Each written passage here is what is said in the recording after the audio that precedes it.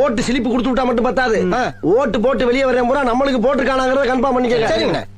ஏய், யாருக்கு ஓட்டு போட்ட? உனக்கு தானே போட்டேன். ஏய், உண்மையை சொல்றா. சத்தியமா உனக்கு தானே போட்டேன். சரிப்பா. டேய், அப்படியே பின்னால வா. யாருக்கு ஓட்டு போட்ட? உனக்கு தானே போட்டேன். உண்மையை சொல்லு. சத்தியமா உனக்கு தானே போட்டேன். அந்த ஆள்கிட்ட என்ன சொன்ன? அவனுக்கு போட்டேன்னு சொன்னேன். ஏன்ட்ட என்ன சொன்ன? உனக்கு போட்டேன்னு சொன்னேன். இதுல எதுல உண்மை? ரெண்டும் உண்மைதானே. என்னடா சொல்ற? அவர்கிட்ட வாங்கின காசுக்கு ஏணி சின்னத்துல ஒரு குத்து, உங்ககிட்ட வாங்கின காசுக்கு தென்னை சின்னத்துல ஒரு குத்து. ஆக மொத்தம் ரெண்டு குத்து. ரெண்டு குத்துனே. மூணாவது குத்து நான் குத்தவா? குத்துனே. உன் கையை தாராளமா குத்துனேன். எல்லா கட்சிக்காரும் காசு வாங்குறது, எல்லா கட்சிகளையும் போறது. பகை இல்லாம போறீங்க. ஒரு யோக்கிய நார பயில வளைச்சு வளைச்சு குத்திருக்கானயா. ஆமா, நீ யாருக்கு ஓட்டு போட்ட? உன் சின்ன தென்னை மரத்துக்கு தானே போட்டிருக்கேன். உண்மையை சொல்றா. என் ஆத்தா சத்தியமா தென்னை மரத்துக்கு தானே போட்டேன். வேணாண்டா. அட, என் பொண்டாடி சத்தியமா தென்னை மரத்துக்கு தானே போட்டேன். நான் ஏற்கனவே வந்து போயிருக்கேன்டா. அட, என்னென்ன நீங்க? என் புள்ள சத்தியமா தென்னை மரத்துக்கு தானே போட்டேன்.